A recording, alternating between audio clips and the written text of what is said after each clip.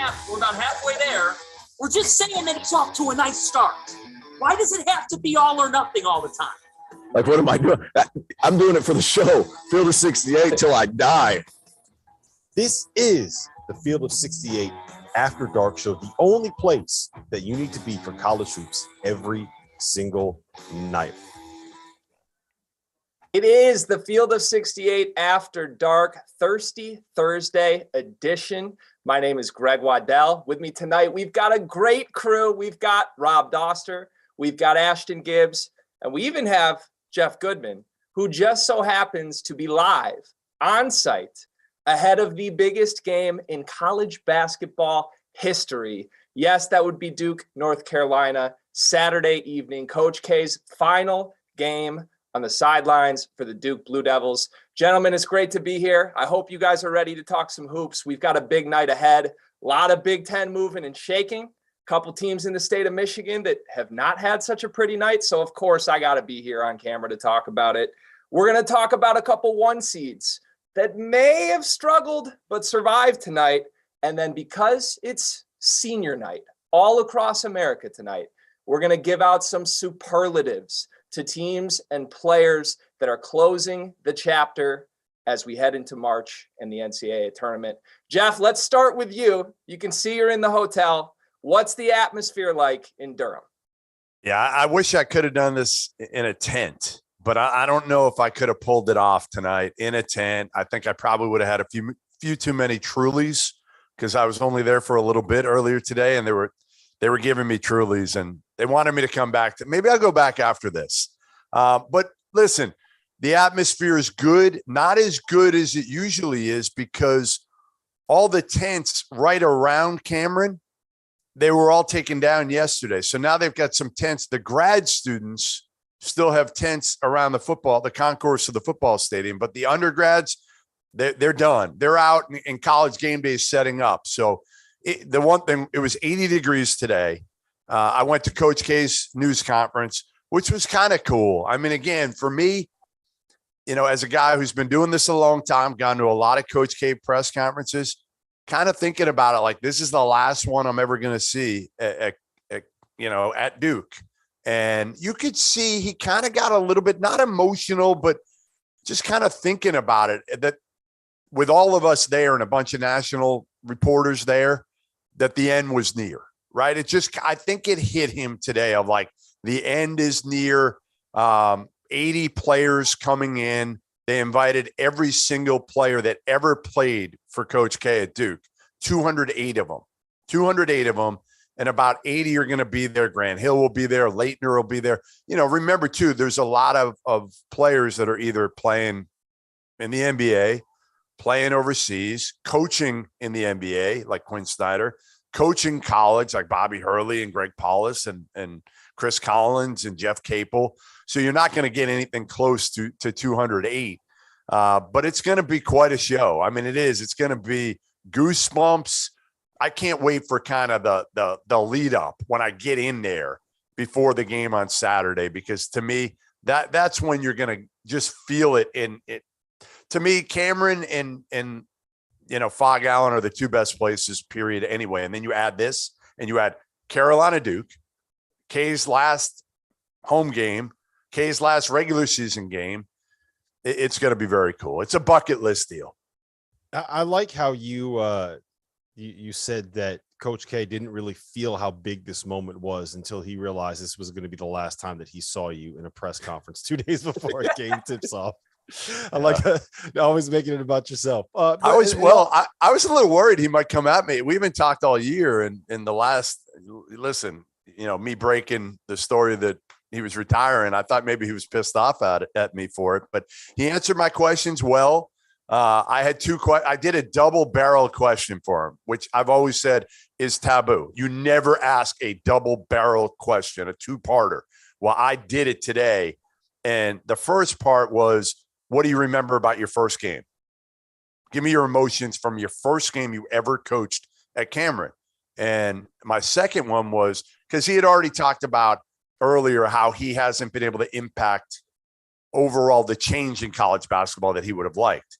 And I talked to him a few years ago about his relationship with Mark Emmert, the president, NCAA president. And I said, how many times have you talked to Mark Emmert in your entire life? And he said, not a whole lot lately. He's never called me to actually find out my thoughts on how to improve college basketball, which is a complete. What does he want to do to improve it? Like, was this trying to get the NIL stuff done quicker? Was this no? I think it was I think it was get somebody in there who knows what the hell they're doing, that has the power to impact change in college basketball. Listen to him and his thoughts and whatever that his opinions are, and act them. So that was that. And then he said, I don't remember a thing from my first game. He literally said, I don't remember a thing about it, period, which I was hoping. I have a question. I read a quote. I don't know if this was from the same presser. I'd assume it is, because I don't know how much of a media tour he's doing right now. But I read a quote that he essentially said that after this season, he doesn't plan to have much of any involvement with the Duke basketball program. Do you buy that? I don't think he'll be like Jim Calhoun, that will be standing like Jim Calhoun when he retired was literally at mid-court for all the practices of like Kevin Ollie for a while. He's not going to be doing that, but yes, he'll have involvement. I mean, let's face it, like John Shire is going to be smart enough to continue to involve him, because he's going to want to get recruits and it'll help him. And you're going to want to use him as a sounding board and all that. I don't think he'll be there. Here's the biggest thing. I think we can all agree, if he's not the greatest to ever do it, he's one of like the 2 or 3 best in the history of the program. Why would you not want that resource around if you're John Shire? Yeah, I mean, he'll be involved. I think what he's saying is like, I'm not going to push myself on there. I'll be there if Shire calls me.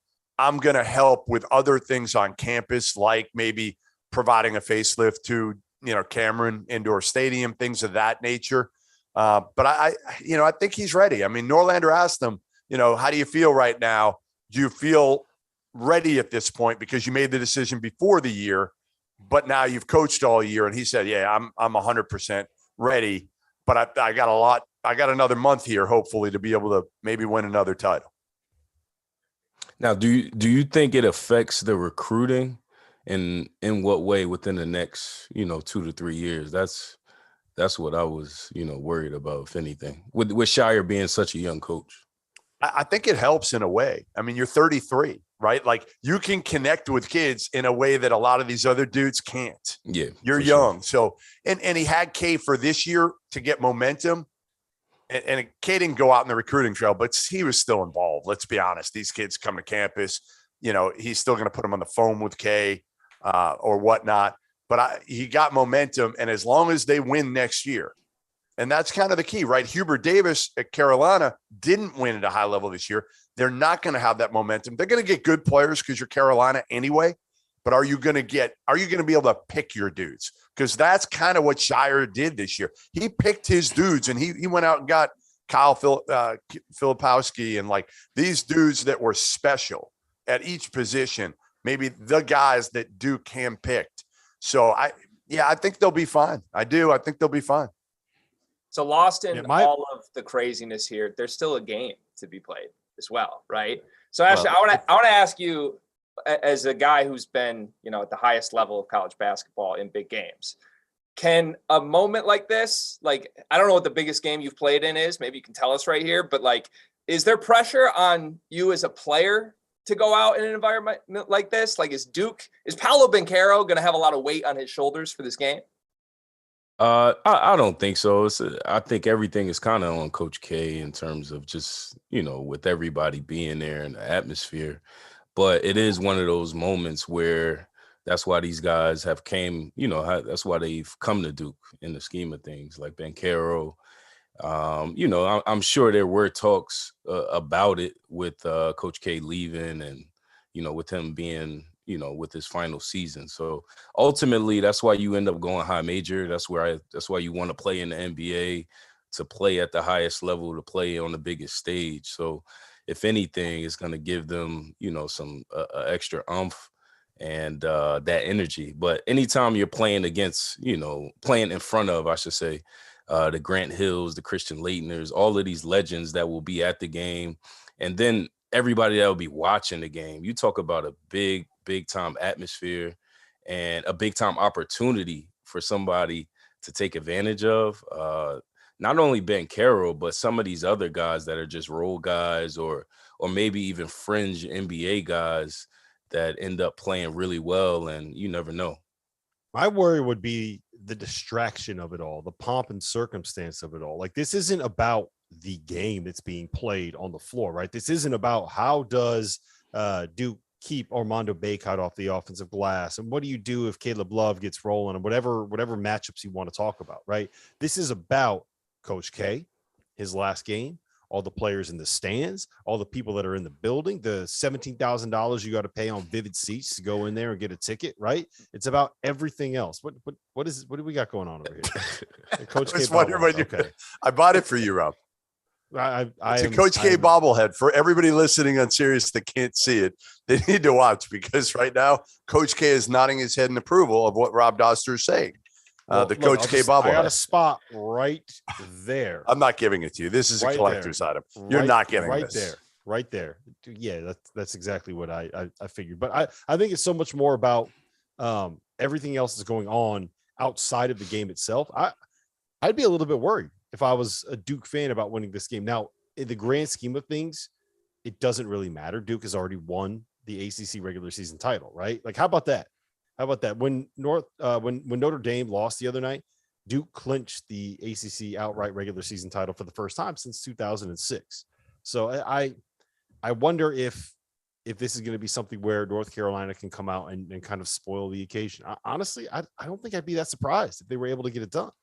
What? Come on. They're not going to win, but Duke players could be tight in this one. That's all I'll say is if the game gets close, then I think they could tighten up a little bit, because there is pressure. If there's one game you cannot lose as a player other than a national title game, Final Four type game, you cannot lose this game if you're Paolo Banchero, if you're Wendell Moore, if you're Trevor Keels, because you will forever be remembered as the guy that blew the biggest game maybe of Coach K's career, the last game at Cameron.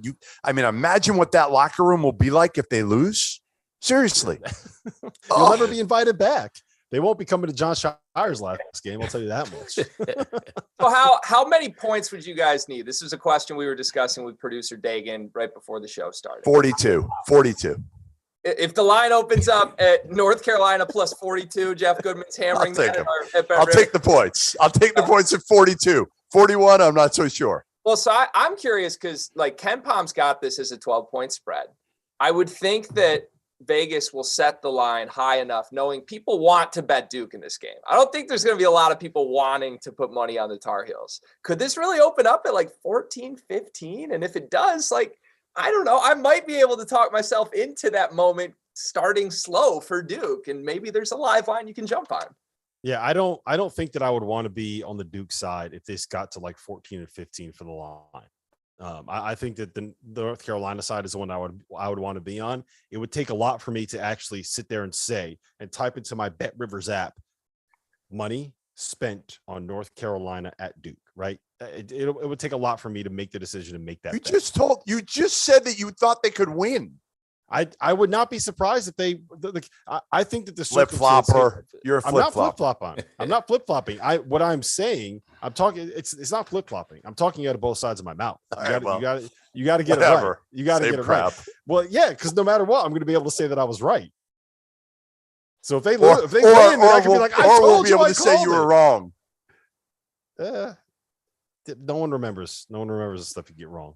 All they remember is when you predict North Carolina going in to win at Cameron. But I didn't do that because I said I don't even know if I would take the spread. So you see what I'm doing there, Goodman? No, I'm too tired of trying to translate what the hell you're talking about right now. Just go play with your bobblehead. Okay. Yeah, you got. I do think it's a. Coach K doesn't even understand what you're doing.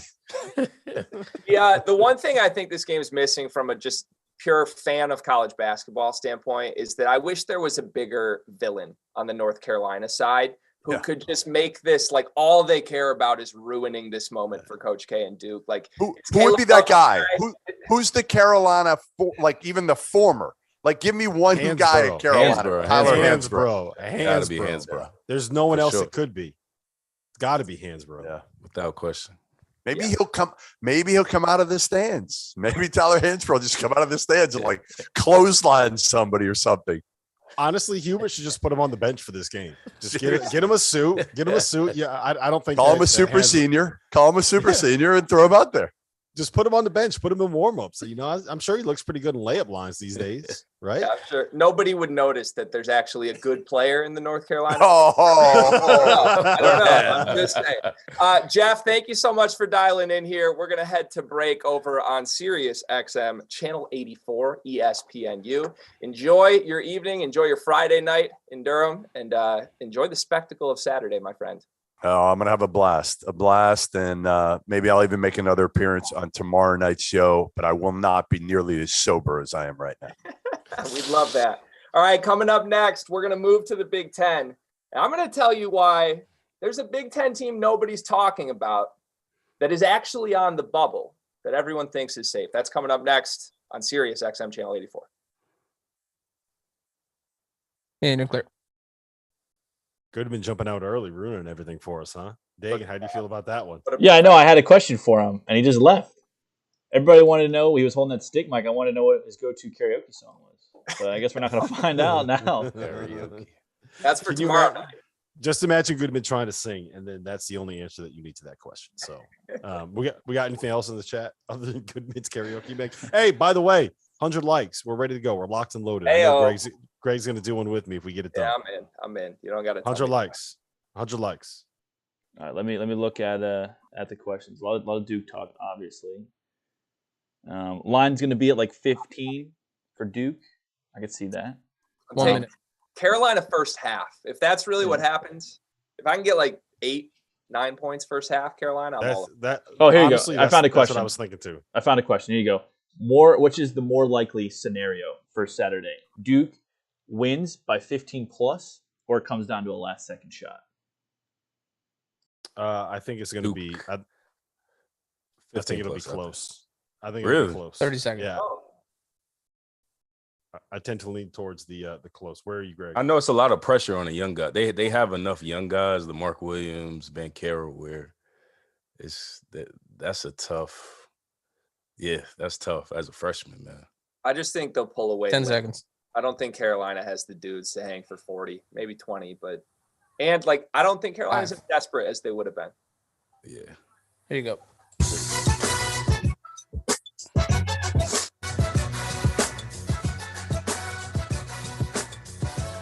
Welcome back to Field of 68 After Dark on Sirius XM Channel 84 ESPNU, and also on the Field of 68's YouTube channel and streaming on Twitter. If you're watching on YouTube, please hit that like button, hit that subscribe button. Every single thing you do helps. And you know what else it does? Not only does it make us feel good, it helps us do fun things, great things, like go to the Rivers Casino in Philadelphia for the first 2 days of the NCAA tournament.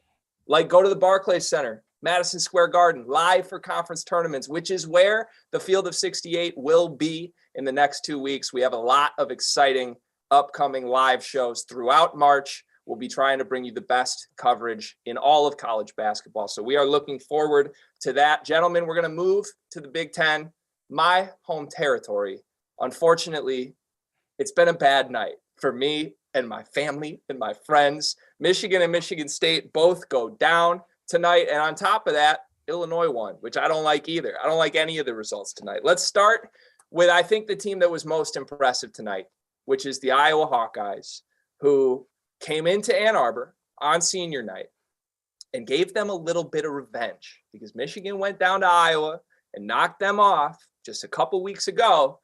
And all of a sudden, Michigan finds themselves again truly on the bubble, probably need a win in their final game of the regular season to feel safe.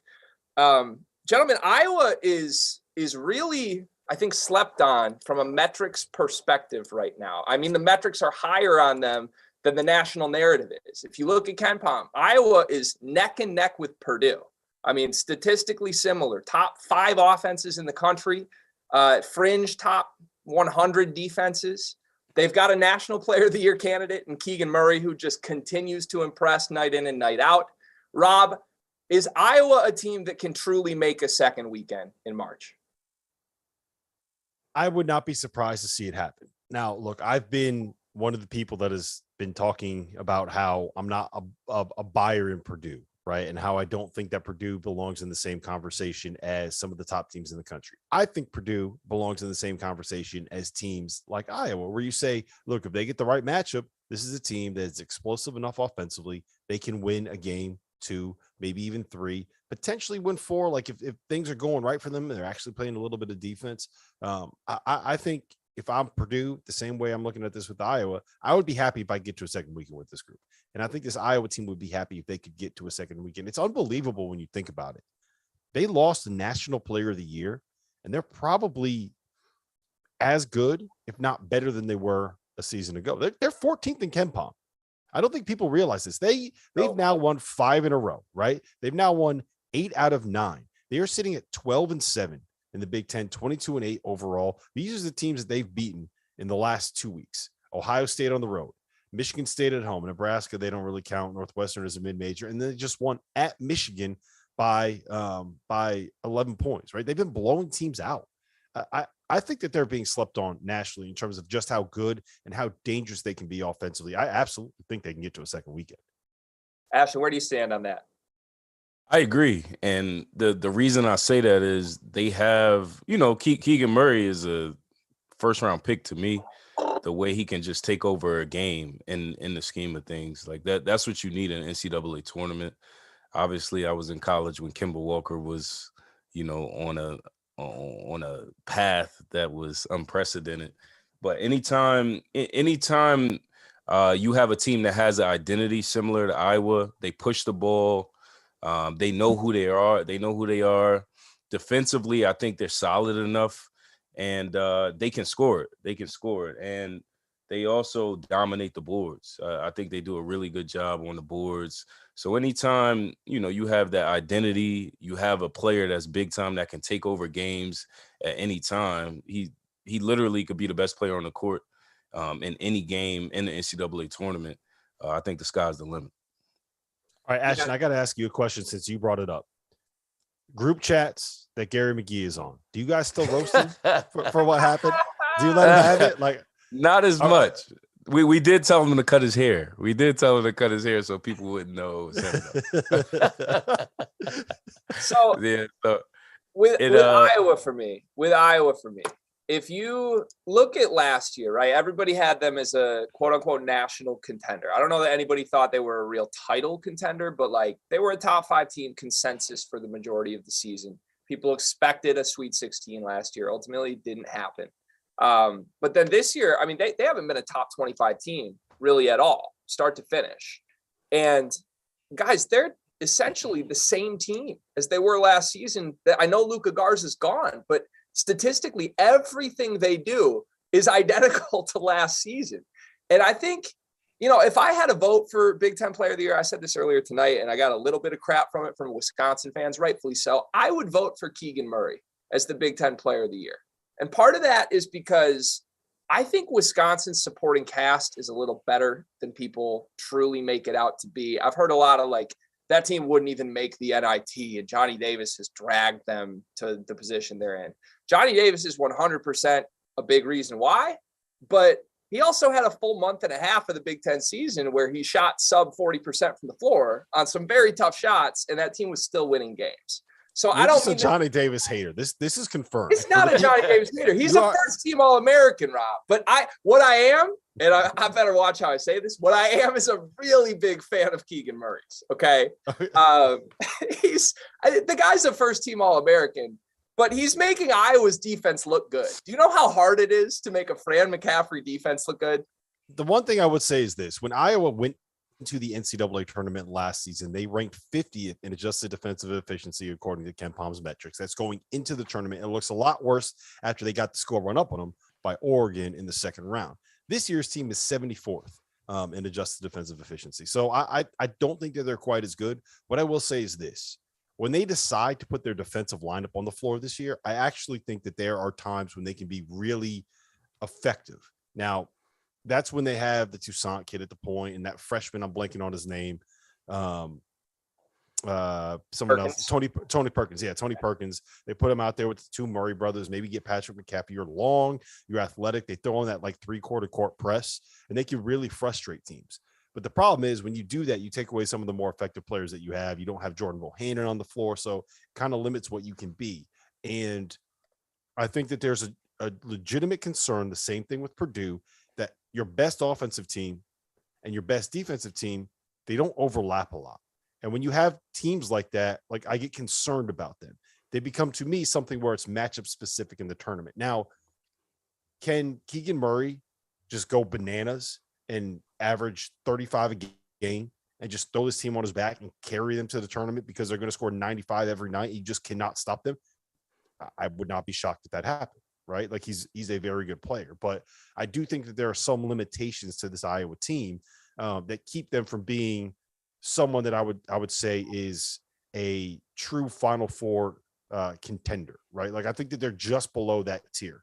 I think Purdue is just below that tier. And frankly, Ashton, I don't think there's a single team in the Big Ten that I would say is a Final Four contender. Not Illinois, Contender? not Iowa. Contender.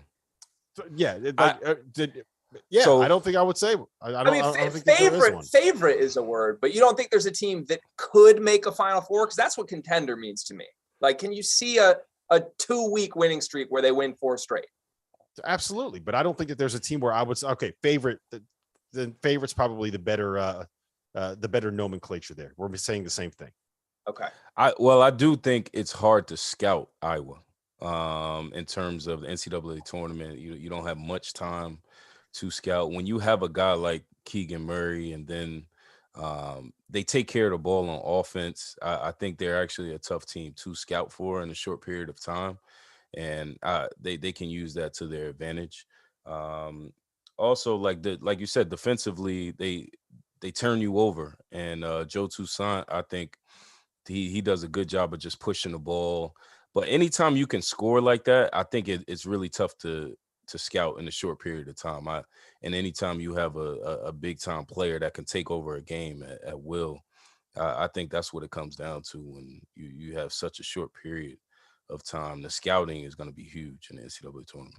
In conference play only, Iowa actually had the 5th best defense in the Big Ten, which not saying a lot of Big Ten defenses because Purdue is not very good on that end. Michigan State's been bad on that end, but they've been better than most people realize. Quickly, we do need to get to Michigan State, Ohio State. Just quickly on Michigan. Is this team going to make the tournament? Rob, what do you think? I don't think so. No? I don't think that they are. Who do they have? They still have. Is it Michigan? Who do they play on the last? They are at Ohio State for the final game of the regular season, and the Fielding the 68 show told me if they go 1-2, they are basically right on the line of last 4 in, first 4 out. Yeah, it's going to be tough. Here's my thing.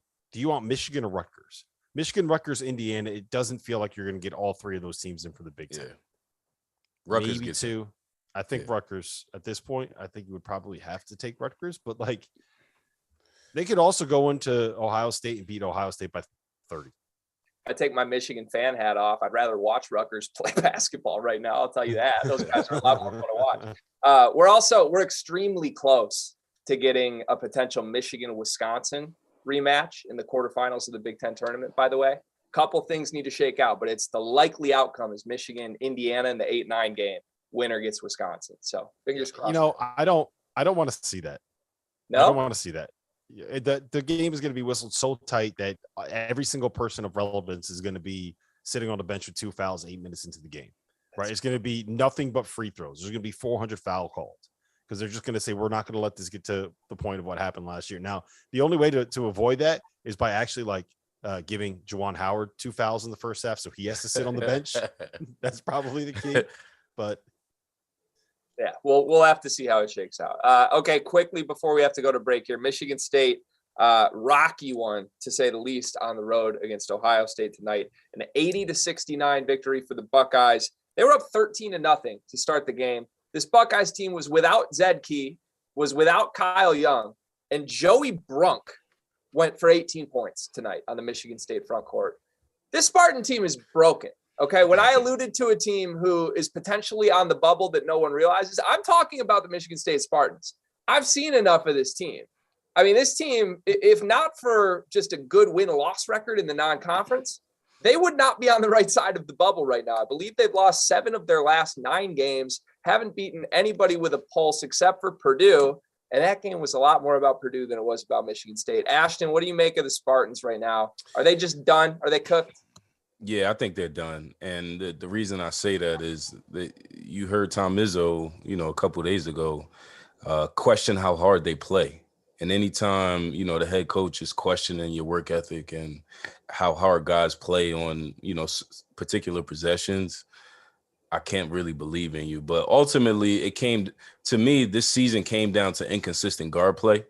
I had Tyson Walker, AJ, Hogard.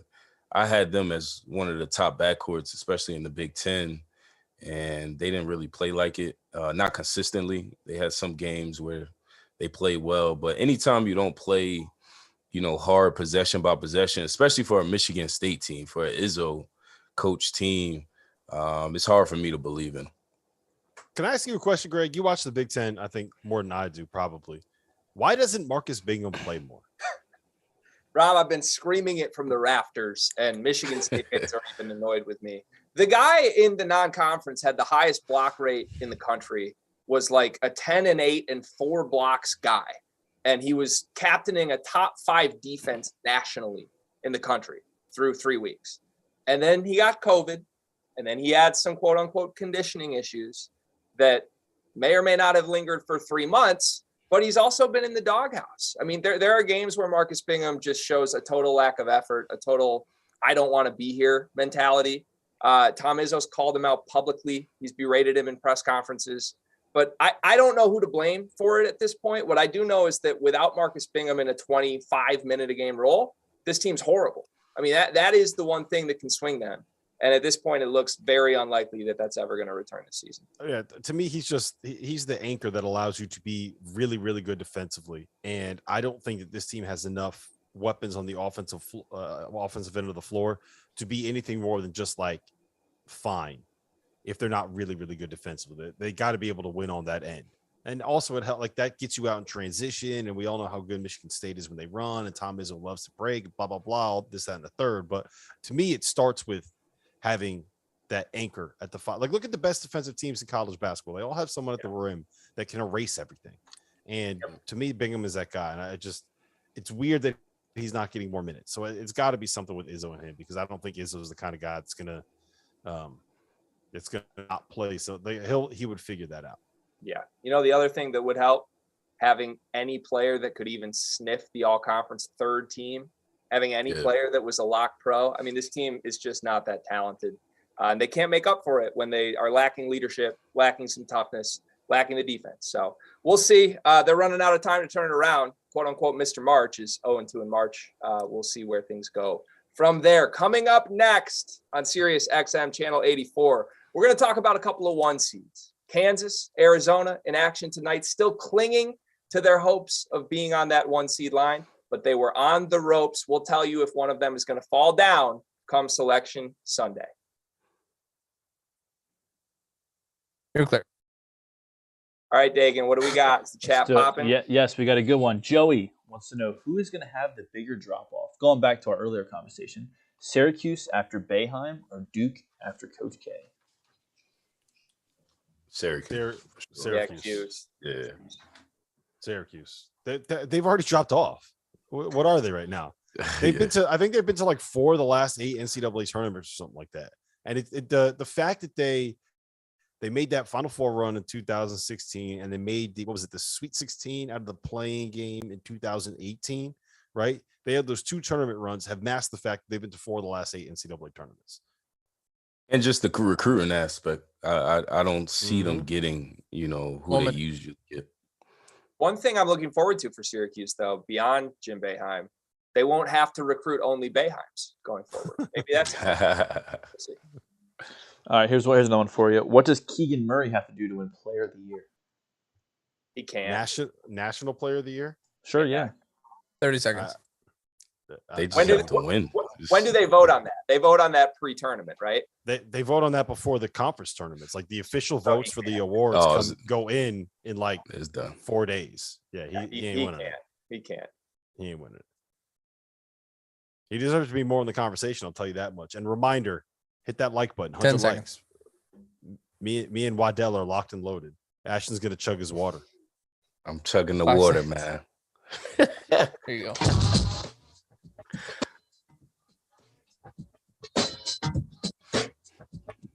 It's the Field 68 After Dark Thirsty Thursday edition. We've got Rob Dauster here promising shotguns of seltzers in the afters portion of the show. So stay tuned for that after we wrap up on Sirius XM Channel 84 ESPNU. We will still be live on YouTube taking your questions in the chat. Hit that like, hit that subscribe, and we might even get Ashton Gibbs to shotgun some sort of beverage. It might be a water. Don't know. We're still seeing. Fellas, there were two teams tonight that are currently on our Fielding the 68 bracketology show, the experts. They have them on the one line. That would be Kansas. That would be Arizona. Right now, those are the last two teams on the one line of our official seed list that drops every Monday, Wednesday, and Friday. Both teams struggled tonight. We're going to start with Kansas, who came away with a 4-point victory against TCU, a game that came down to the final possession. TCU had the ball in their hands, down 3 points with 10 seconds left. Rob, I know you were questioning what the shot was in that situation, I believe, in the group text prior to the show. This game was tied at half. This was not necessarily a game where Kansas ever pulled away and TCU had to make a crazy comeback. It wasn't a game where they ever felt like they were out of it. But a team that was favored by 12 points tonight at home in a one-possession game with a fringe bubble team like TCU has to raise a little bit of concern levels for Jayhawks fans as they try to clinch this one seed. Rob, what'd you make of the Jayhawks' effort tonight? I mean, they got a win in a game where they didn't play great against a team that just beat them 2 days ago, coming off of back-to-back losses. So, like, I don't think that it's, a close win, a blowout win. At this point, a win is a win when you're playing for a championship, right? Go get it done against Texas, and you're going to have at least a share of the Big 12 regular season title. To me, the biggest thing with Kansas is we've spent so much time this year lamenting the fact that they don't have a great point guard, lamenting the fact that Dejuan Harris is out there and he can only do certain things. And Remy Martin's only a certain kind of player that's only going to play a certain kind of way. And they don't have this great point guard play and this, that, and the third. And we're always concerned about them. They're a top 5 offense in America. They are 5th right now in Ken Palm's adjusted offensive efficiency. Their offense is fine. What they can't do is get stops, right? That's my biggest concern with this group. Not whether or not they can score, whether or not they can stop you from scoring. They gave up 74 points in 63 possessions to TCU on Tuesday. They gave up 80 points in a very nice 69 possessions at Baylor on Saturday night against a Baylor team that didn't have LJ Cryer, that basically played 6 guys and played a Division II transfer for 20 minutes off the bench, right?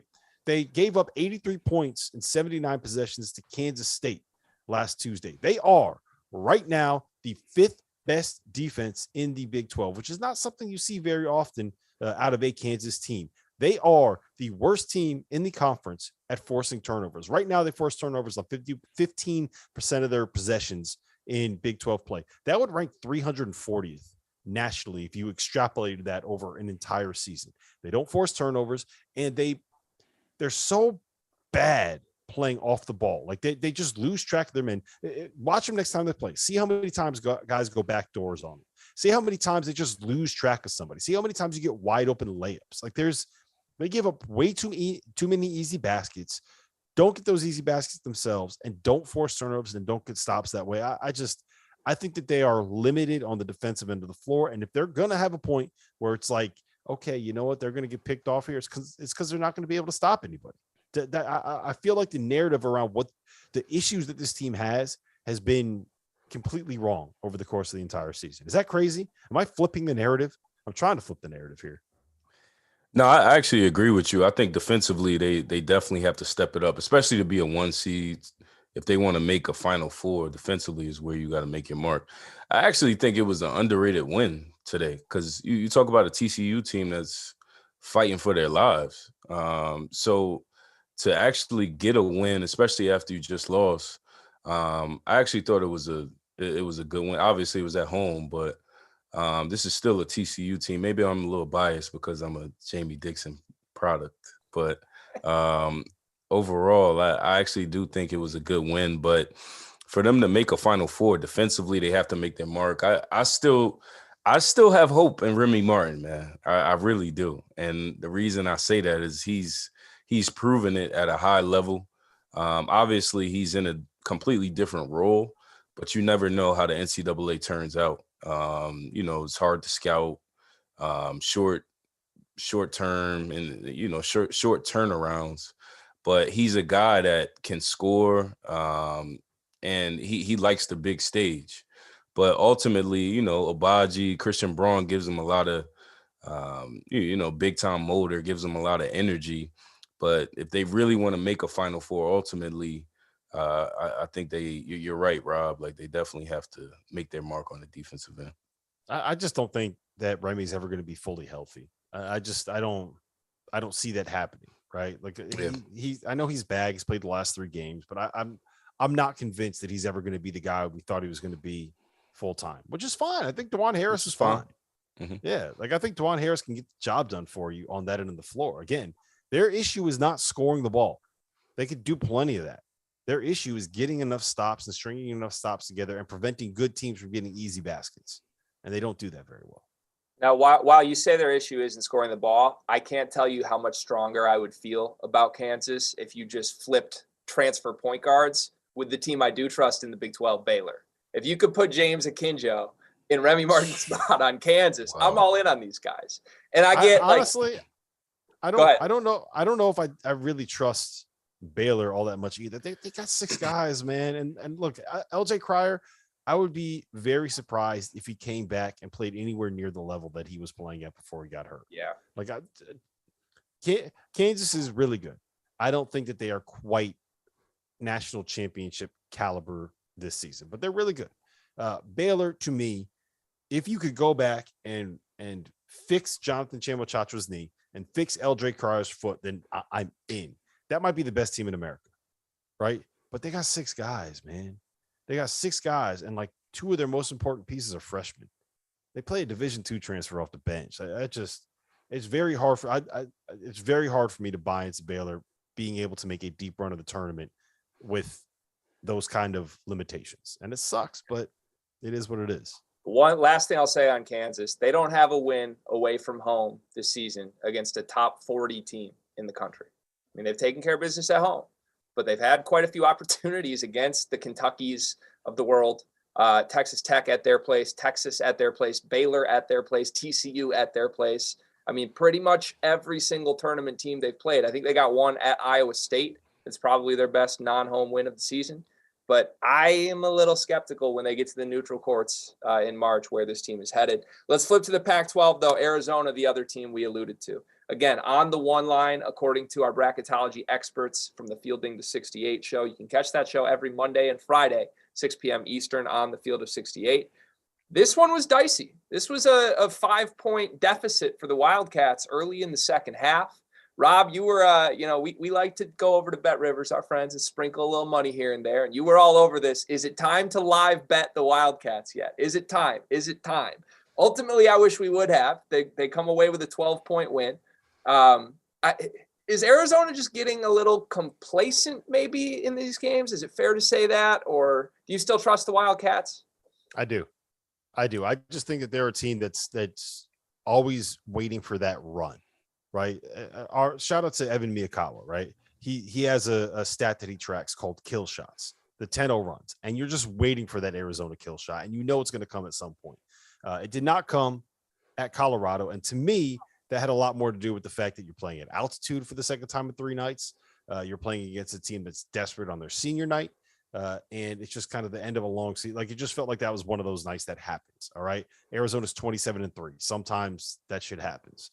I'm not, Ashton, I don't know about you, man. I'm not worried about Arizona at all. I think not me. The outside of Gonzaga, I think that they are the most dangerous offensive team in college basketball. And you're just waiting for them to rip off like a 20-6 run at some point, because you know what's coming.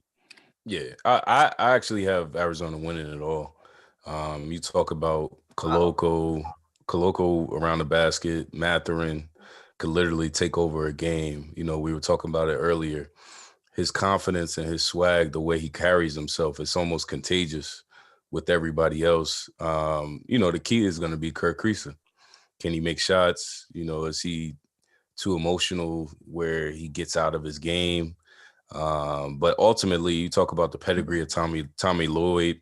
You talk about just the way these guys, handle themselves on both ends of the court. I think possession by possession, they play hard. They just take it personal. That's the way I see the way they play, and they have the talent. They have the talent. That's what it comes down to in NCAA tournament wise. So you talk about taking it personal, playing hard, mixed in with a big time coach, and you have one of the best players in the country that'll be a lottery pick. Sky's the limit for these guys. Yeah, they're just so athletic, man. Now they got to get Dalen Taylor healthy. I'm not sure. Like the game just ended 20 minutes ago, so he rolled his ankle again. I think it was the same ankle that he rolled earlier this year.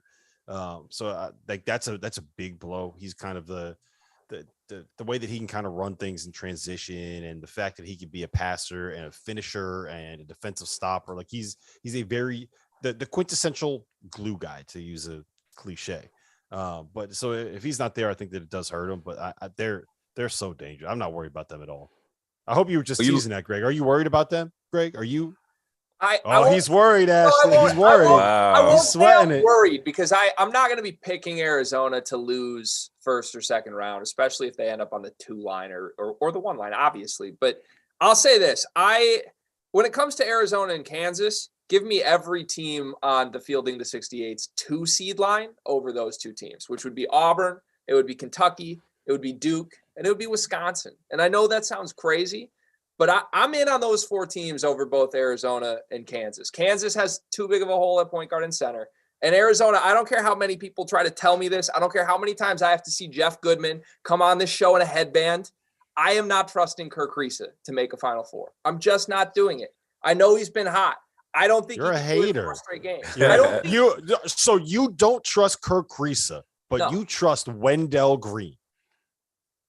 That's what you just said. That's what you don't trust Kirk Risa, but you trust Wendell Green. Oh, Dagan, producer Dagan, put out that tweet right now. Greg Waddell. Stop it. I don't trust Kirk Risa. I trust Wendell Green. That's a quote. He just said it. First right? of all, Wendell Green. Just said it. Wendell Green is Sleepers Media endorsed, by the way. Icy Wen, my guy. But Jabari Smith and Walker Kessler make up for Wendell Green's mistakes. Okay, I don't know that Ben Mathurin and Koloko are going to do that for Arizona. We'll see. We'll see if I'm wrong. They've done it 27 times. Yeah, against the Pac-12, against the Washingtons and the Oregon State of the world. Come on. All right, we have to go to break. I could spend hours arguing with Rob over this clearly. When we come back, though, it's senior night all across college basketball. It's the end of the year. It's time to look back and do some superlatives, some teams that are going to be most likely to succeed as we head into the NCAA tournament. We'll give you that next on the Field of 68 After Dark. Okay. I don't trust Kirk Risa, man. I can't do it. I hope the chat agrees, Dagan. They do not.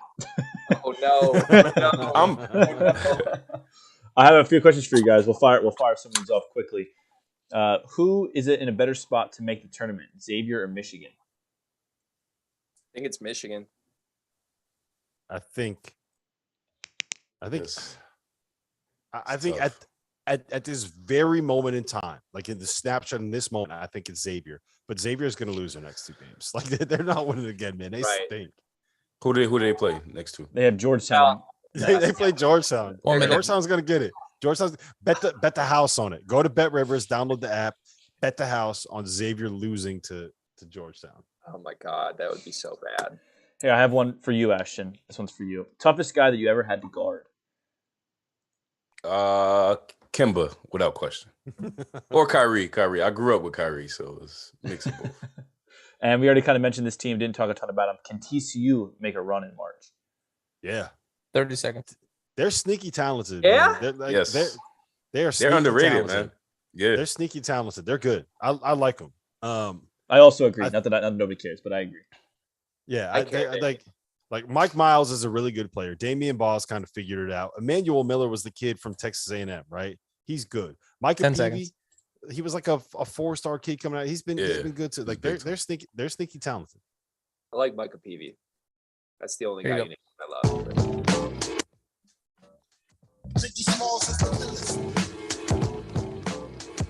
We are back on After Dark, the Field of 68, late night college basketball show. Be sure to stick around for the afters. Again, there are rumors that we're going to be potentially shotgunning some beverages. Who knows? It is a thirsty Thursday. Rob Dauster, Ashton Gibbs, Greg Waddell is the lineup tonight. We've got 10 minutes left. Fellas, we're going to play my yearbook game, my college basketball yearbook. Superlatives. We're going to go around the horn. I've got 4 of these that I'm going to hit you with. And I believe with all of these, we're going to be talking teams. We're not talking players when I pose these questions. So let's start with number 1. Give me a non-top 4 seed who is most likely to make a Final Four. Rob, go to you first. A non-top 4 seed. I'm contractually obligated to not say UConn in this spot. Producer Dagan said that he was going to kick me off the show if I said UConn. So I'm going to go with Alabama. And I don't trust Alabama as far as I can throw them. But they are the one team in the country that's proven that when it comes to the biggest moments, they can rise to the occasion and beat the best teams in the country. They are one of 2 teams to beat Gonzaga. They beat Houston at full strength. And they have another great win that I am currently forgetting at the moment. But I'm gonna go with Alabama in this spot. I think that they can. Would anyone be surprised if they just found a way to get this thing going and hit 17 threes in 4 straight games? I don't think I'd be surprised. No, I wouldn't. I'm gonna go Marquette. I'm gonna go Marquette. And Shaka's been there. I'm a big Shaka guy just because of the culture. I just think overall they have the tools as well. Justin Lewis is big time. Darryl Morcell could obviously defend with the best of them, but he's showing, the way he can score now. He can take over games. He's taken over games a few times for Marquette. And then Tyler Kolek, I think, is good enough at the point guard position just to be solid. But ultimately, it comes down to culture. Do guys, do they get out of whack when the game is about ups and downs at the end of the day? And I think Shaka does really well with his guys, especially in the NCAA tournament, and build a momentum. All right, I'm gonna stick in the same conference as Ashton here, and I might just be sucking up to producer Dagan a little bit. I'm going Seton Hall. I haven't been able to shake this Seton Hall team. Rob's rolling his eyes at me for those listening on Sirius XM right now. But listen, Seton Hall, since the start of February, last month, they've been a top 25 team, according to Bart Torvik, ahead of teams like Purdue, like Villanova, like Providence, like both of the teams that you just gave, Alabama and Marquette. I think they had to figure out how to play without Bryce Aiken. Up and down, obviously. But when they're up, they're really up. They've won 7 of their last 9, won 4 straight right now. They've got a big one at Creighton, who obviously is without Ryan Nembhard. But, man, I like Jared Rhoden with the ball in his hands late in games. I like Kevin Willard. I like the Pirates. I think they're tough. So give me Seton Hall. Dari Richmond's playing better, too. He's, he was the key, I thought, overall. But without Bryce Aiken, I don't know.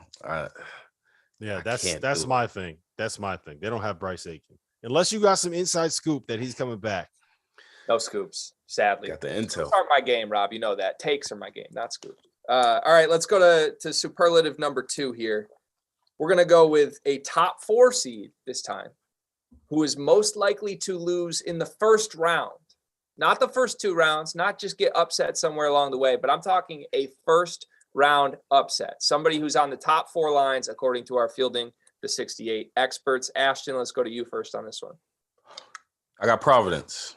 I'm just not a Providence believer. Only reason I say that is they don't have that one guy that can take over games at any point, any time. You talk about like an Iowa we just mentioned with Keegan Murray, Wisconsin with Johnny Davis. Like there's nobody that really sticks out in terms of just taking over a game at will. They have obviously one of the hardest playing teams in the country. Ed Cooley gets his guys to play hard, but ultimately I just don't see that one guy that can consistently take over games. So I just wouldn't be surprised, in the neutral court. I wouldn't be surprised if those guys lose. So I'm going to do my 3 cheers early. Cheers to Ashton Gibbs for the Providence slander on this stream tonight. I'm going to go with UCLA. I thought that I picked them to go to the Final Four in the preseason, and it just feels like a team that has not quite figured it out. They've been banged up. They've had injuries. They've had COVID shutdowns. They've had players that have been out with COVID regulations in February. So it feels like UCLA is just one of those teams where it's just a letdown season. Couldn't get it going, and I would not be surprised to see them lose in the first round. UCLA was my number one team preseason. That's why I'm never going to do preseason rankings ever again, Rob. My answer here is Purdue. I'm going to stick with the team in the conference that I know well enough and I've seen enough of. I hate this team in late game situations. Everybody's made a lot of noise about how they've lost, I think, 4 games now this season on a final second shot, and you can call that bad luck. You could also probably look at the possessions leading up to those shots and question exactly what was going on for Purdue.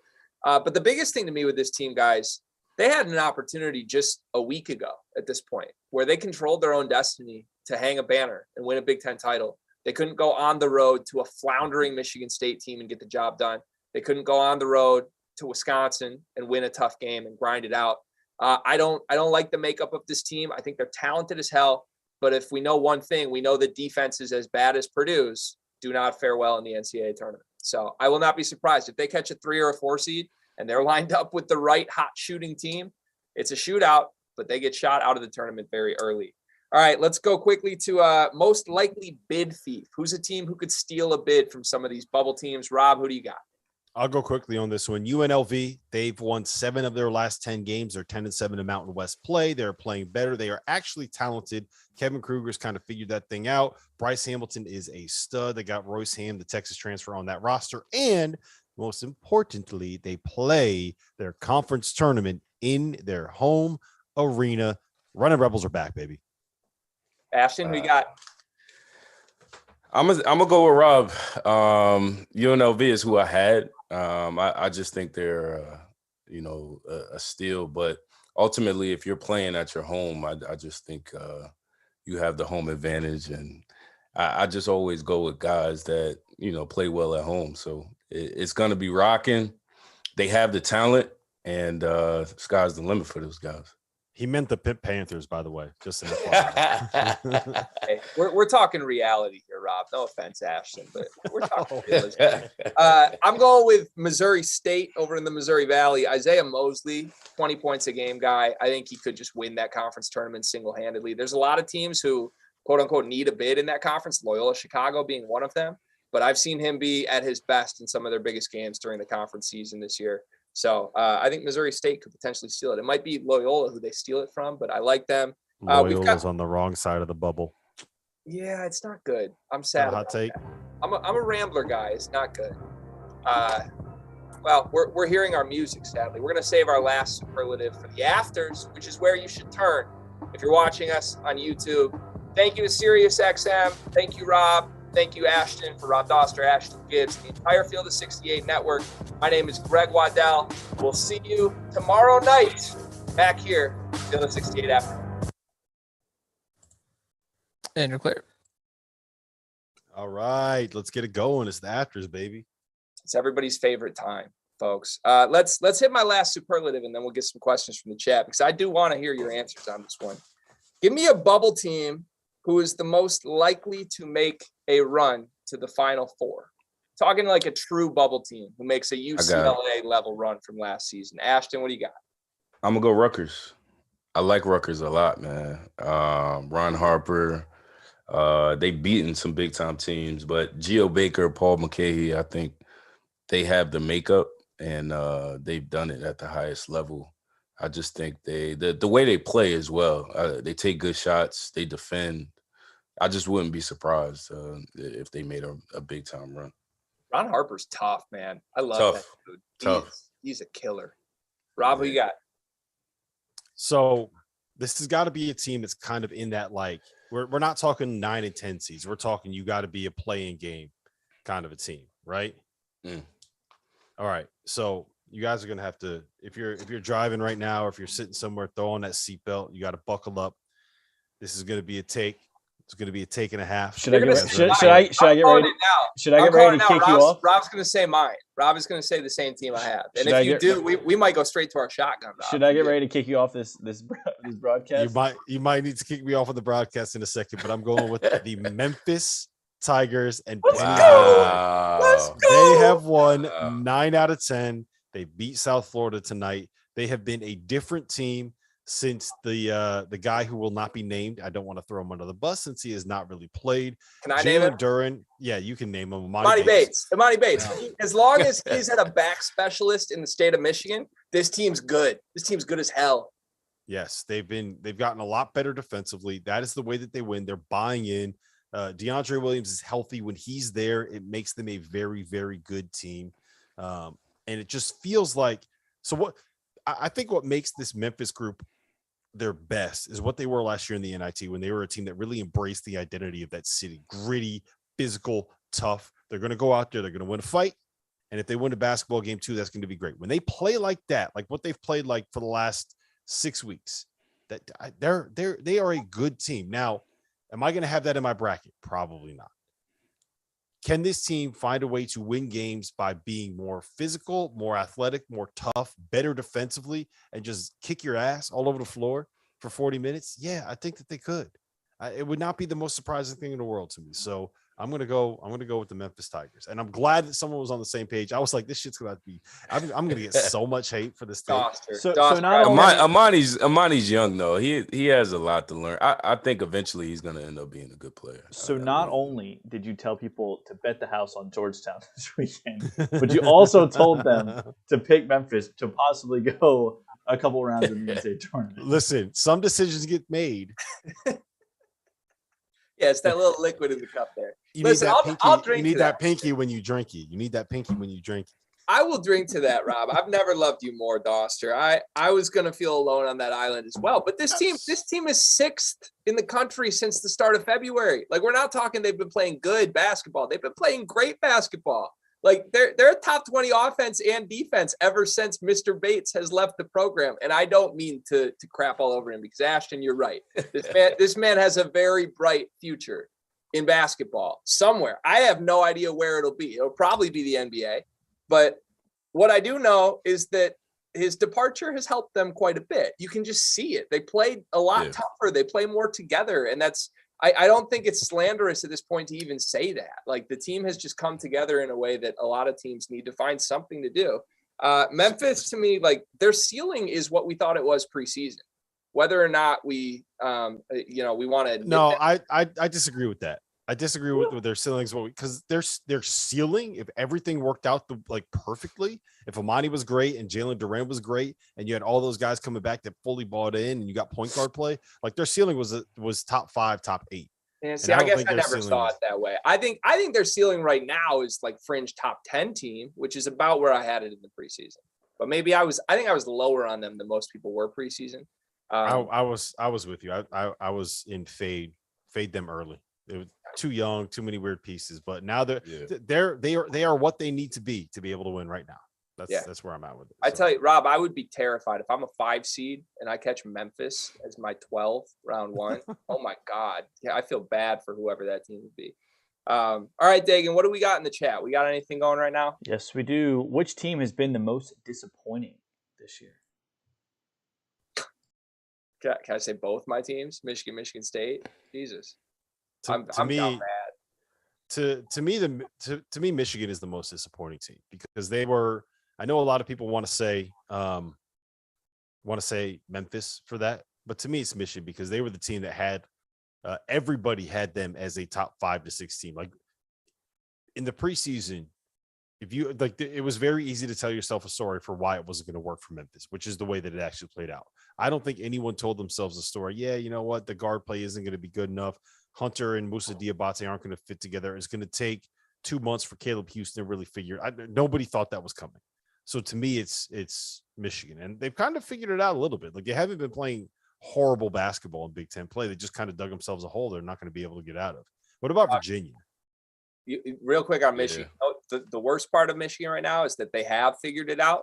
Caleb Houston and Devontae Jones have been great for a month plus, and they just lost by double digits at home to Iowa in a must-win game. Like, this team even with things going well, it's a lot further behind. You said Virginia?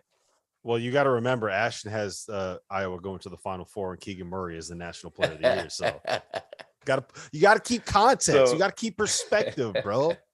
That's true. So Seton Hall is not disappointing, but I had them winning the Big East.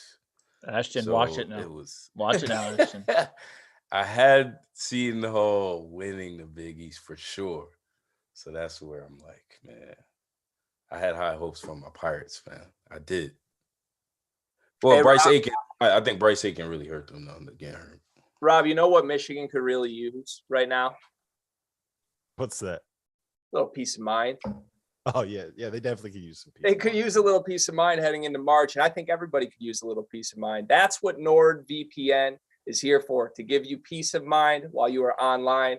And with all the threats that you face today on the internet, it is more important than ever to be sure that you have the best VPN you can get. NordVPN is the world's best VPN service, offering the fastest connectivity, most servers, and next-gen encryption to make sure that everything you do online stays secure. Plus, you can use NordVPN on all of your computers and devices, no matter the operating system. With NordVPN's unlimited bandwidth, you never have to worry about a slow connection either. Plans start at under $4 per month. So grab your exclusive NordVPN deal by going to nordvpn.com/believe or use the code BELIEVE, that is BLEAV, to get up to 70% off your NordVPN plan, plus one additional month for free. It's also risk-free with Nord's 30-day money-back guarantee. Dagan, back to the chat. What do we got? Our guy Ace Robinson. This is for you, Rob. Is Rob going to reimburse the homeless people who he convinced into betting their house on Georgetown? Shout out to All Facts Media. I will not.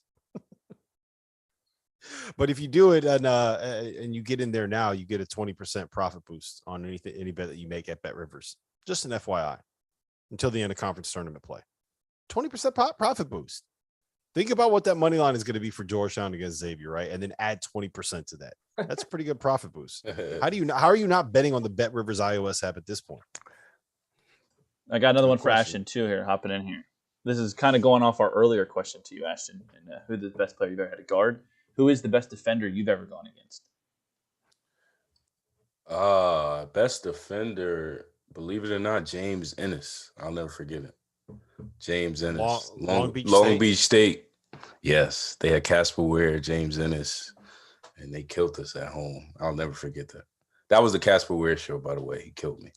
That was my worst college game. Casper Ware. Big time. He was tough. That's a name. But James Ennis was, oh my gosh, this guy, 6'7", long arms.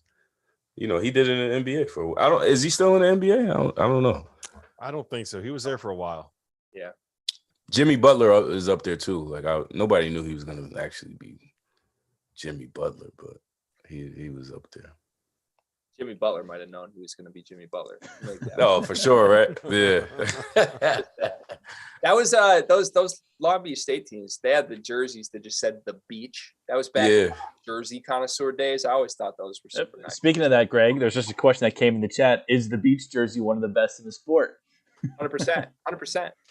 That's probably on the top 10, I would say, that I can. So give me what's the best jersey? What's your favorite? Listen, this is also another question in the chat. You guys reading the chat? What's going on here today?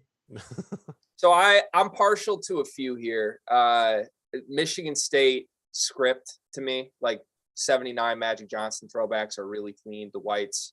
I've always also had a little soft spot in my heart because I love the team for the Illinois orange, like D Brown era jerseys.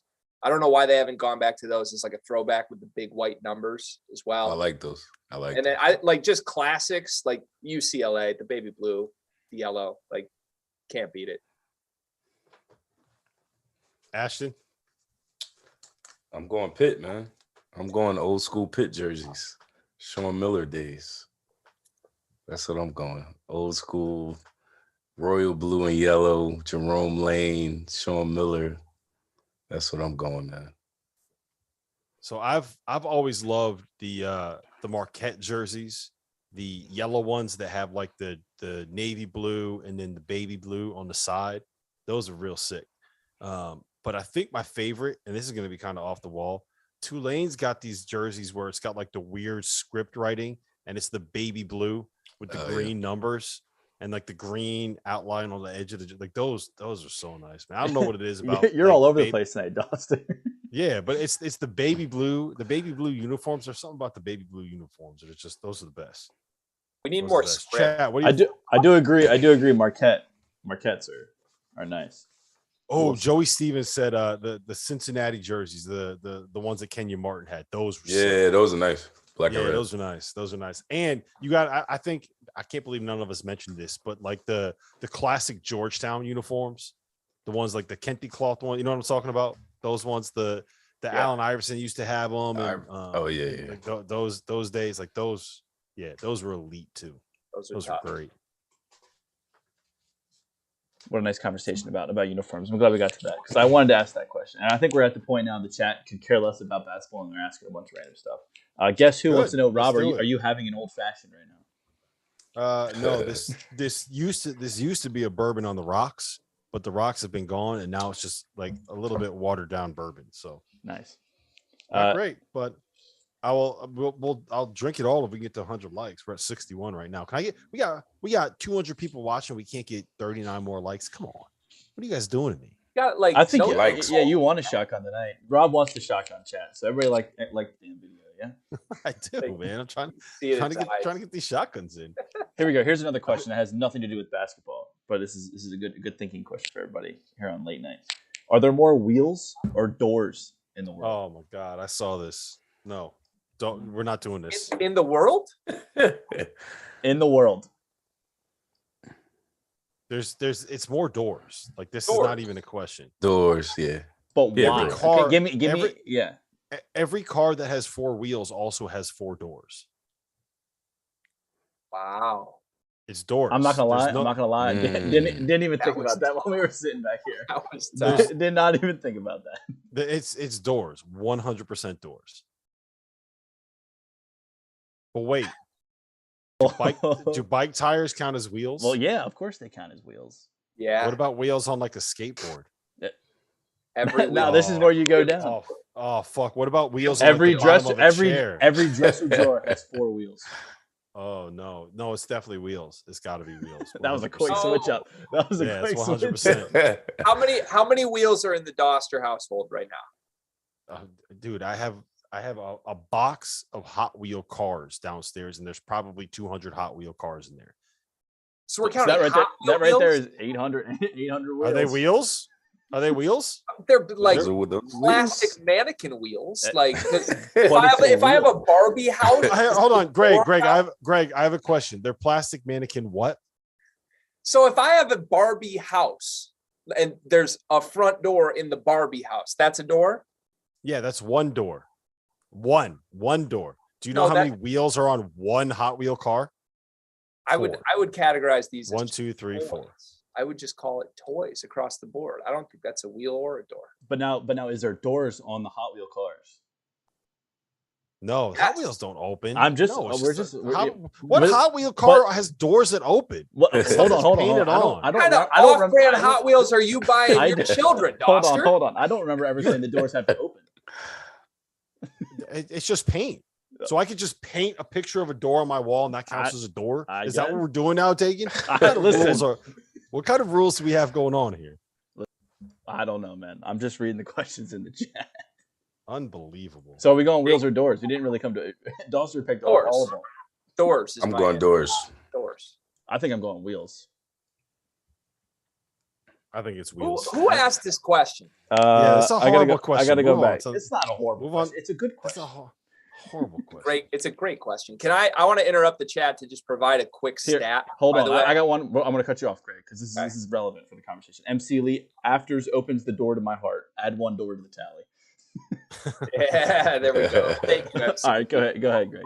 I just want to point out the fact that since February 1st, Michigan State has been the 114th best team in the country behind Akron, Nebraska, and Portland. Move on. Ouch. That's it. Just wanted to throw that out there. Shout out to Carter Elliott. Shout out Carter. Tough. All right, now I gotta go back. Hold on, I gotta go look through all the door stuff to find questions again. Okay, here we go. Which team out of the Mountain West? We'll go back to basketball because we are a basketball show at the end of the day. Which team from the Mountain West has the best chance to make a tourney run? We're not a basketball show anymore. We're a door show, by the way. That's all we are. No, we're a wheels show. Fuck, get it right, man. Come on. My bad. Ashton, I'll let you take that one first. You got it, Rob. Colorado. I'm gonna State, say Colorado baby. State. Yeah, you gotta go. You gotta go. That's my guy, man. Baby George Niang. You know, David Roddy. Yeah, David Roddy. I like Isaiah Stevens though. I'm an Isaiah Stevens fan. I think of course you are, because he's a guard. He's a guard that can shoot it, handle. Oh, plays plays like an East Coast guard. Hit some game winners too, man. But is he a Jersey guy? That's he's not a Jersey guy though. I don't think so. At least he plays like a Jersey guy. Can I throw? I want to throw a slanderous comp at Colorado State real quick. And I love David Roddy. Don't get me wrong. Colorado State is the Purdue of the Mountain West Conference. Okay, this is the 80th best defense in the country. They're clearly the most talented team in the conference. David Roddy, Isaiah Stevens, like they should run away with that. They didn't because their defense stinks. And don't overtrust a defense that stinks into the NCAA tournament, folks. That's my one piece of advice for you. So can I tell you that I've actually run the numbers on this, right? I went through every Ken Pom team that headed into the NCAA tournament as a top 5 offense and a sub 75 defense. I actually went through. Do you know how many they were in the history of Ken Pom's database, Craig? I don't. 28 times this happened. Okay. You've never had a number 1 seed that ranked outside the top 75 in defense. 4 times we've had a number 2 seed that ranked outside of the top 75 in defense and in the top 5 in offensive efficiency on K-pop heading into the tournament, not after the tournament, heading in. That was 2021 Ohio State. You know what happened there, right? Sure Lost do. in the first round to Oral Roberts. 2014 Michigan actually made it to the Elite Eight as a 2 seed. 2012 Missouri lost in the first round to Norfolk State. Kyle O'Quinn. I think I'm pretty sure he's a Jersey guy, right? Jersey City, New York, close enough. New York, same thing. It's all the same. And then 2005 Wake Forest, they lost in the second round. 17 times we've had a top 4 seed that qualified for those. 4 of those were first round upsets. 4 of them were second round upsets. 6 times that those teams made the Sweet 16. Twice they made the Elite Eight. That was 2015 Notre Dame and 2014 Michigan. 1 team made the Final 4. Can you guys name who that team was? Top 5 offensive efficiency, sub 75 defensive efficiency heading into the NCAA tournament. I can't. I'm stuck. Who is it? Here's my first hint. Give us hints. Hint. Okay, first hint. You associate them with the Big East, and they did this out of Conference USA.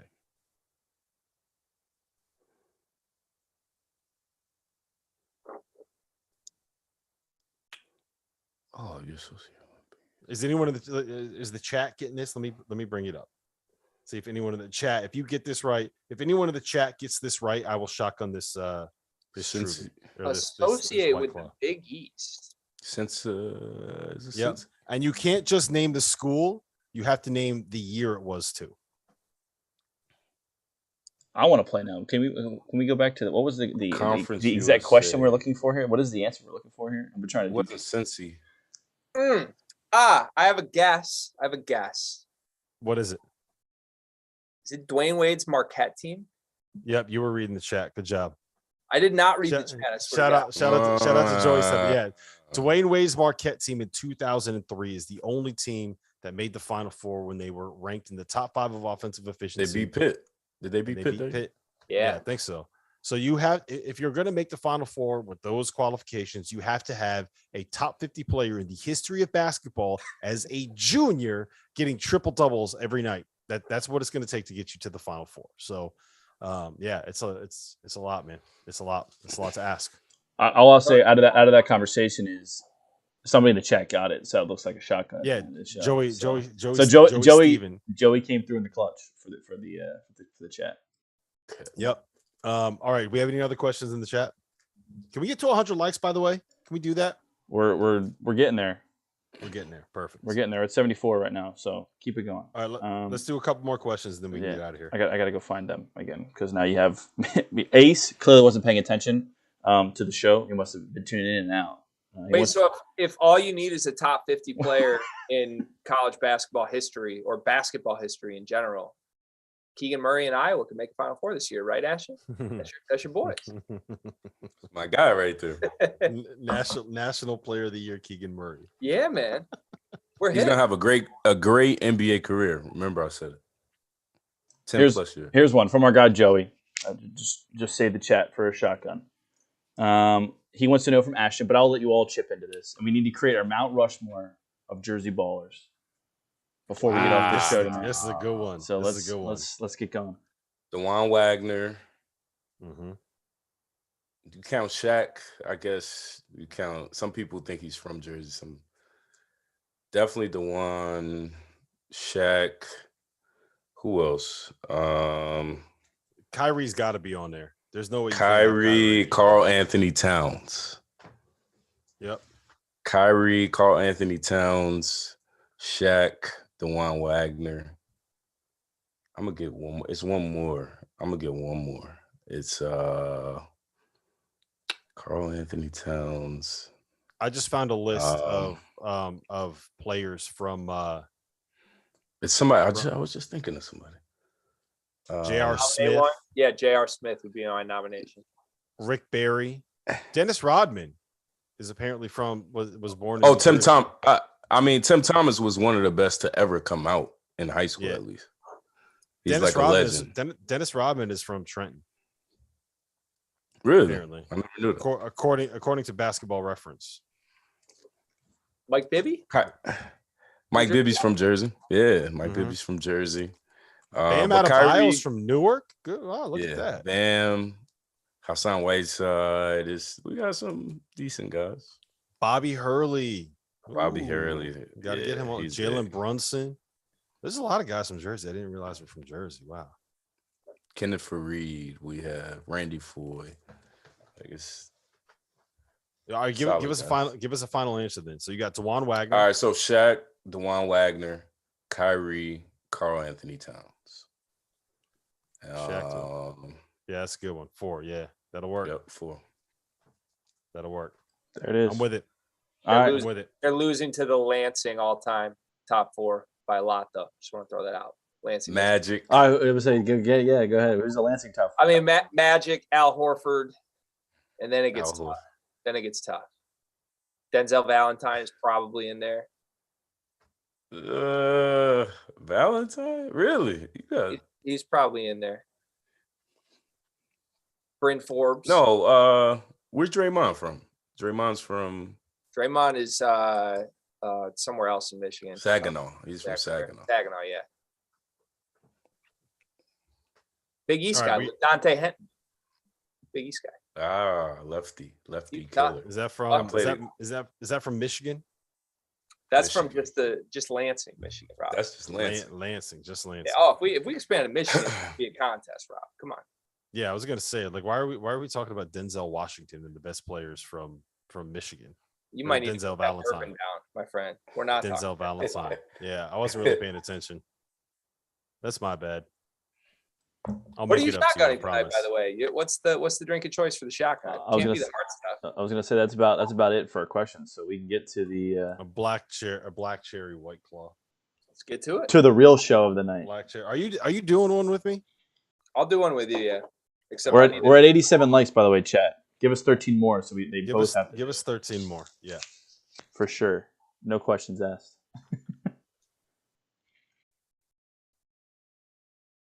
Should we do our 3 cheers prior to this, or should we? We probably should do it prior. Listen, at this point, this show's off the rails. I'm still thinking about the doors and wheels. 3 cheers. Dagan's in a. I'm still thinking about the doors. There's a lot of things you don't think about, right? You got wheels on chairs. There's wheels everywhere, man. It's crazy. I'm looking around right now. Seton Hall's finest, man. I know, man. Fanta would back me up. I know that. We stick together. Seton Hall guys I stick love together. I love Hall, man. I love the Hall. I love it. I'm telling you. Ashton, while we wait for Rob, when I wanted to ask you this when we were doing the Duke discussion, what's the biggest environment, biggest game you ever played in? Oh, I was a part of the Scotty Reynolds buzzer beater. Oh, Elite Eight. Or Butler. Matt Howard. We fouled Butler with like 0.3 on the clock. We were the 1 seed. They were the 8 seed. Brad Stevens is the coach. That was one of those. They made the run, right? They made it all the way. Yeah, they made to the. But I was also Cardiac Kemba, so I mean, I kind of had some. You had your heart ripped out a couple of times. Oh man. my gosh! So we know the real answer to that question, then, right? There was a lot of emotions in my college career. Okay, can I tell you guys a funny story? A funny story about that Big East tournament game when Kemba hit it. I was sitting. I don't. For anyone that's been to the Big East tournament, the media section is like right next to the bench. That if you're watching the game on TV, the bench on the left side, right? The media section is like just up there behind the basket. I remember. Yep. So I'm sitting there watching the game, and there's this guy that's sitting in front of me, like for the second half of the second half, he's doing one of these, right? Like falling asleep. And he falls completely asleep with his head back like this. Like mouth open and everything for the entire, like for the end of the game. Like he missed the shot. He was just like completely assed out. Damn. Completely assed out for like probably the greatest, like one of the greatest moments of Big East tournament history. That was an early game too. That was like a noon. That was a noon tip. That was a noon tip. That was wild. Yeah. Oh yeah, because what seed were you guys that year? We were one. We were number one in the country. Oh, the 1 seed. Yeah, number 1 seed, right? One more story. One more story. Then we get to the shotguns. It's my Dejuan Wagner story. It's one of my favorite stories to tell. So we played him one year in AAU, right? Mm-hmm. We were playing at the it was one of the hoop group events. I can't remember where it was. I think it might have been at Pittsburgh. Remember they have like there's some event. Pitt Jam Fest. Might have been Pitt Jam Fest. It might have been something at West Virginia. I went to one at Villanova too. I can't remember where this one was, but we were playing Dejuan Wagner's AAU team, and everyone was all hyped up because like we drew them in our group, and we're like, yeah, we'll get to play against Dejuan Wagner. So we showed, like my AAU team was pretty good. Like we sent a kid to LaSalle, we sent a kid to Central Connecticut, we sent a kid to Marist. Like we had a bunch of guys play D2. Everybody played D. Like we had a real solid AAU team before like this sneaker stuff. Like we won some tournaments in Connecticut. We were good. We weren't horrible. We had good basketball players. And so Dejuan Wagner, he's not there when we tip off, and we're like, well, this whatever. Like we're hanging with this team. I think we're down by like 10 at the half, but we kept it close for a while. Like they weren't blowing us out, and that's kind of what we were worried about. Dejuan Wagner shows up in halftime, walks in. He's got like the jean shorts on and like the jersey look, man. You got the Timbs that are untied, the front, like the look. So he rolls in, changes his pants, changes his shoes, puts on his jersey, comes in, starts the second half, puts like 35 up in the first 10 minutes of the second half, then subs himself out, goes and sits back on the bench, changes back into his Timbs, puts his jean shorts back on over the basketball shorts. You know how you know what it is, the jersey. This is while the game is going on.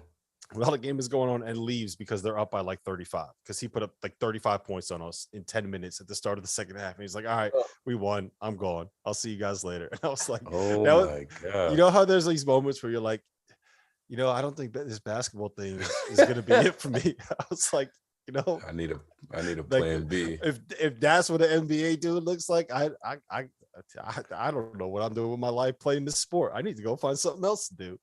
Like, it was ridiculous, crazy. Man. I have one question before we get to the shotguns. MC Lee wants to know, and I think this is relevant to our conversation. Is the 16-team Big East the best conference of all time? No, there was too much shit at the bottom. Like South Florida, the Big East before they added all of those other, like it was right before the one before. Yeah, I would agree. Providence was so. I by the way, The Ashton, ball. I love that. I love that you dropped some Providence slanders today. That made me so happy. I'm done over here, so you guys do your I thing. don't love Have we gotten to 100 yet? We're at 90. Can we get 10 more likes, chat? Come on, do us a favor. All right, you ready for this? Let's do our 3 cheers, and then we'll shotgun and get out of here. How about that? All right, let's do it. You want to go I'll first? go first. Ashton? I'm gonna go first. I'm gonna steal it from Ashton because I bet he's gonna cheer the same guy. Let's I'm going do Keegan it. Murray. I'm taking your boy. I'm taking Keegan Murray.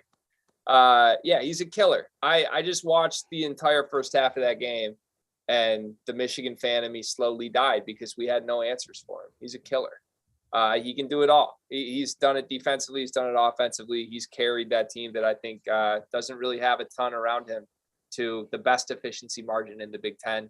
I got my eye on the Hawkeyes for March. So to Keegan Murray, cheers. Cheers to Keegan Murray. Cheers. Ashton, go ahead. You take it. So I'm gonna go Tommy Lloyd and the Arizona Wildcats, and hear me out. I just think it's after winning a regular season title. I just think anytime you have a game that you win and you win, pretty convincingly, 1-12. It was a tough game in the beginning. I just think the momentum they have heading into, conference tournament play and even an NCAA tournament, it's easy to, lack. It's easy to, just have a drop off completely. So I actually thought it was a really big win coming off, a championship, a regular season title. I actually think it's really good. It's an underrated win for sure. All right. Cheers. Mine. Cheers. Yeah, cheers. Don't Cheers. skip that. Throw it up, Rob. Cheers. Cheers. Mine is, I just want to make sure that I have the exact stat right before I say this. So Norchad Omier. I don't know if you guys know who this is. He's a 6'7" forward at Arkansas State. In the Sun Belt first round today, he put up 35 points and 13 boards and carried the Red Wolves back from 7 points down with 6 minutes left in the game to beat Louisiana Monroe and advance to the, I guess it's the quarterfinals of the Sun Belt Conference Tournament. So shout out to Norchad Omier because, 35 and 13. You know what he is? He's a mid-major Oscar Tshiebwe, fellas. He is a mid-major Oscar Tshiebwe. Greg, you ready to knock this out? That's the second time that I've made Norchad Omier be one of my my 3 cheers of the night for the record. Start. Are you ready? I don't have it poked yet. Let me poke. Hold on. Also, I'm using a pen. He's got a poke, guys. Let the man poke. I got a poke, man. It's tough. It's a tough setup. All right. This could be ugly. We'll see how it goes. You ready? Yep. Make sure you guys do it in the middle of your frame. You're standing? Yeah, We're make both sure you- standing. Ready? 3, 2, 1, go. Man, this show is something else. Busted him. You got cooked, Rob. You got cooked, Rob. Come on. I'm fine with that. All right. Great show. Chat, we will see you guys tomorrow. I don't know who's on, but I think somebody's going to be on. So we'll have a show for you tomorrow. No, I know who's on. Put some respect on the young fella's name. We got Sean Paul. I believe we got 8. Yes, it's a young crew tomorrow. Yeah, we got the dream team. We're missing one there. I think is it Eli? It's somebody. Or is it Jim? Is it maybe Jim? Could be Jim. It's Jim. It's Jim Root from 3-Man Weave, Sean Paul, and Ace. And probably Jeff dialing in drunk from Durham. So cheers. For Greg Waddell, for Ashton Gibbs, for Rob Dauster. Thank you to the chat that stuck around. Click that subscribe.